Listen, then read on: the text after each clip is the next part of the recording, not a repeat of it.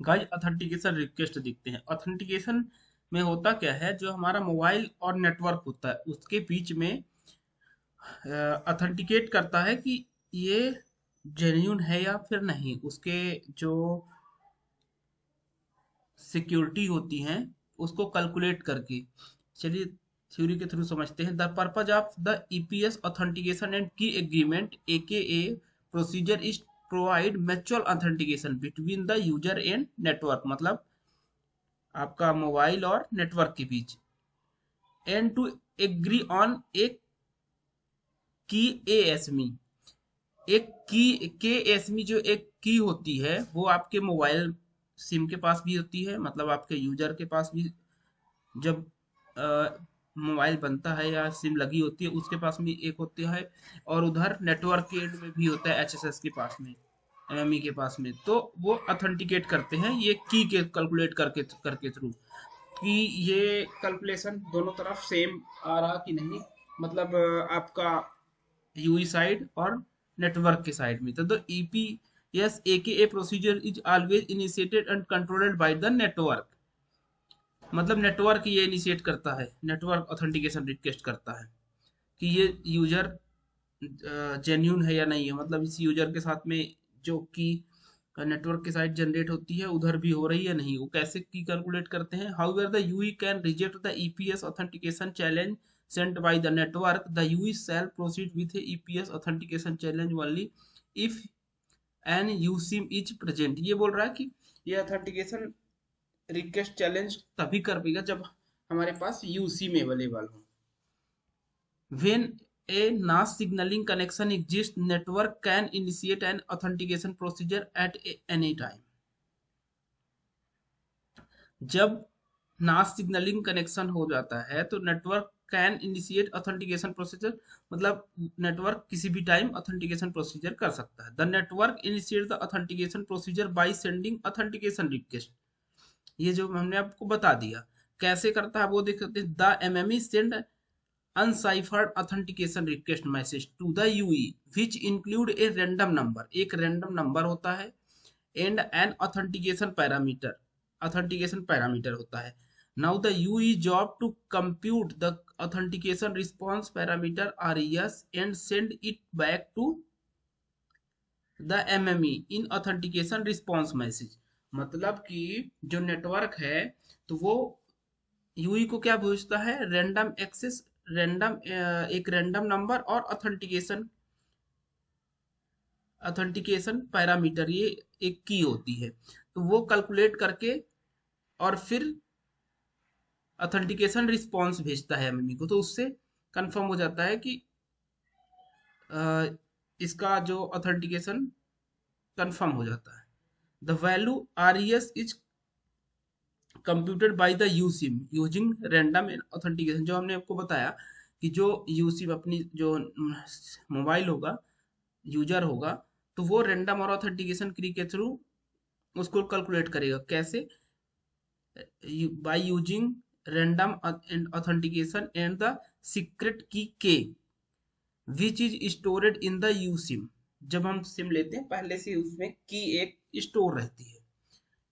The I authentication parameter EPS challenge will carry random to length 128 bit. ये आपको याद रखने की जरूरत नहीं है, आप इतना समझ जाओ कि ये होता है ऑथेंटिकेशन रिक्वेस्ट, वो सफिशियंट है। उसके बाद हम देखते हैं security security mode. Security mode mode command कौन भेजता है आपको, एमएमई भेजता है यूई को। सिक्योरिटी मोड कंप्लीट भेजता है इनोड भी एमएमई के पास, और एमएमई कभी कभी अपना जो यूई है सिक्योरिटी मोड रिजेक्ट भी कर देता है। तो मैसेज में देखते हैं security mode command. The purpose of NAS security mode control procedure is to take EPS security context into the use and initial and start NAS signalling security between the UE and MME. UE और MME के बीच में security को, security information को secure करने के लिए ये की लगाई जाती है। The MME shall send security mode command message unciphered but shall integrity protect message with the NAS integrity key based on KSME or mapped ASME indicated by the EKSI include in the message. तो ये आप security mode message होता है आपका।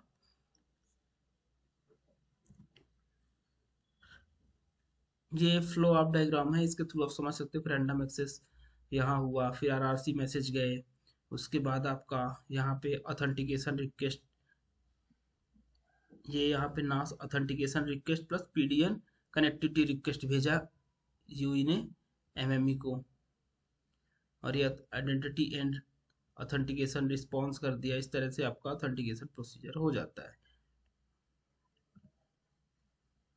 फिर उसके बाद में जब ऑथेंटिकेशन प्रोसीजर हो जाता है, यहाँ पे आप देखोगे ऑथेंटिकेशन प्रोसीजर हो गया, इसने MME ने HSS को अपना लोकेशन भी शेयर कर दिया कि भाई अभी करंट में अब लोकेशन शेयर कर, अपडेट लोकेशन मतलब अपना लोकेशन अपडेट करवा दिया HSS के साथ MME ने। उसके बाद ये क्रिएट सेशन रिक्वेस्ट मतलब सेशन क्रिएट करने के लिए रिक्वेस्ट भेज दिया पी गेटवे को, क्रिएट सेशन रिस्पॉन्स वापस आ गया MME के पास, फिर MME ने इनिशियल कॉन्टेक्ट सेटअप रिक्वेस्ट भेजा, फिर ये RRC connection setup mode plus reconfiguration mode इनके बीच में हो गया, फिर इनिशियल कॉन्सेप्ट सेटअप मैसेज, फिर ये मॉडिफाई बेयरर, क्योंकि यहाँ पे तो default bearer request EPDN connectivity request जब आता है यहाँ पे डिफ़ॉल्ट बेयरर सेटअप हो जाता है, बट आपको कोई डेडिकेटेड बेयरर से इस्टेब्लिश करना है तो ये मॉडिफाई बेयरर करेगा, मॉडिफाई बेयरर रिस्पॉन्स देगा, और फिर ये नास अटैच एक्सेप्ट कर लेगा अपना, एक्सेप्ट भेज देगा अपना यूई को, और नास अटैच एक्सेप्ट प्लस ये आपका भेज देगा MME को। तो इस तरह से आपका कनेक्शन इस्टेब्लिश हो जाएगा। अब आपके मन में क्वेश्चन है कि भाई अटैच रिक्वेस्ट हमने कब भेजा? अटैच रिक्वेस्ट आपने ये RRC कनेक्शन सेटअप कंप्लीट के साथ भेजते हो, नास attach request plus PDN connectivity request. अब इसके मैसेज के थ्रू देखते हैं। तो अटैच प्रोसीजर, ये अटैच रिक्वेस्ट किसने भेजा? यूई ने भेजा MME को, और ये टाइमर है आपके T3410, ये सब टाइम अलग अलग टाइमर होते हैं कि विद इन टाइमर इस टाइम पे ही अटैच प्रोसीजर हो जाना चाहिए, अदरवाइज फेल हो जाते हैं। अटैच कंप्लीट हो गया। अब ये अटैच रिक्वेस्ट में भी देखते हैं क्या क्या मैसेज जाता है। The UE includes attach request message with RRC connection setup complete, मतलब RRC connection setup, RRC connection request भेजता है, सेटअप भेजता है, फिर कंप्लीट जब मैसेज भेजता है उसके साथ में ये अटैच रिक्वेस्ट भेजता है, जैसे कि हमने पिछले अभी डायग्राम में देखा था। तो इसके साथ में इंफॉर्मेशन एलिमेंट कौन से जाती हैं? The IEs in attach request message include EPS attach type, मतलब कौन से टाइप का EPS अटैच है, मोबिलिटी अटैचमेंट या सेशन अटैचमेंट जो भी है, EPS mobility identity, UE network की capability, ESM message container, old PTMC signature, additional GUTI, last visited registered tracking area की लास्ट टाइम ये कौन से ट्रैकिंग एरिया में विजिट किया था, और DRX के पैरामीटर्स क्या है इसके लिए, ओल्ड लोकेशन एरिया आइडेंटिफिकेशन क्या है, एडिशनल अपडेट टाइप, ये सब इंफॉर्मेशन जाती है। EPS attach type, EPS mobile identity, ये इसके आईज हो गए अटैच रिक्वेस्ट की। वॉइस डोमेन प्रेफरेंस, मतलब कि वो आपका CSPS डोमेन है कौन सा है, ये प्रेफरेंस भी जाता है।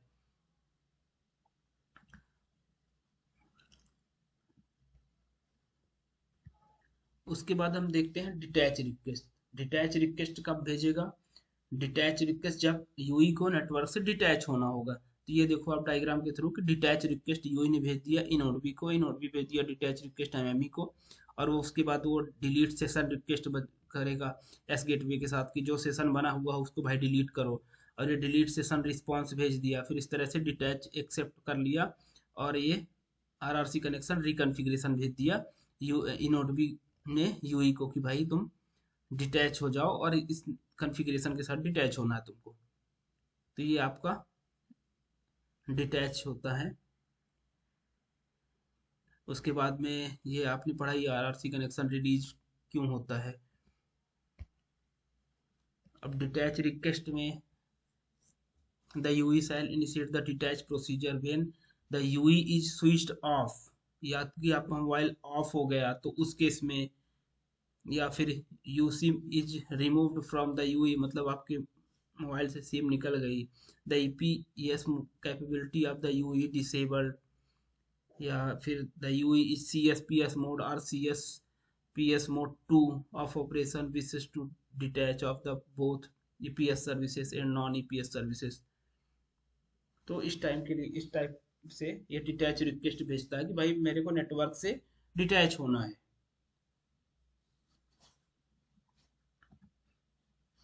अब ये कुछ इसकी डिटेल्स हैं, ये आप स्क्रीनशॉट लेके पढ़ लेना।